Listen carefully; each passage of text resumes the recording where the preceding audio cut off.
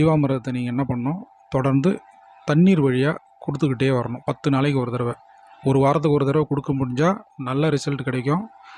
உங்களுக்கு 10 நாளைக்கு கொடுக்க முடிஞ்சாலும் பரவாயில்லை. இல்லை அதிகபட்சமாக வேணும்னா 15 நாளைக்கு மேலே போகக்கூடாது. உங்களுக்கு நல்ல ரிசல்ட் வேணும்னா 10 நாள் வச்சுக்கோங்க. 10 நாளைக்கு ஒரு தடவை தொடர்ந்து நீங்கள் ஜீவாமிர்தத்தை நீர் வழியாக நீங்கள் கொடுத்துக்கிட்டே வரணும். சரிங்களா? இதுதான் அடிப்படை. இது நீங்கள் 2 மாத காலம் தொடர்ந்து கொடுத்துக்கிட்டு வந்தீங்கனாலே உங்களுடைய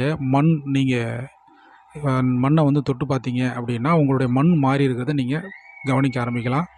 3ஆவது நாள்லேருந்தே பார்த்தீங்கன்னா எப்படிப்பட்ட மண்ணாக இருந்தாலும் மண்புழுக்கள் அதிகமாக வர ஆரம்பிச்சிடும். சரிங்களா?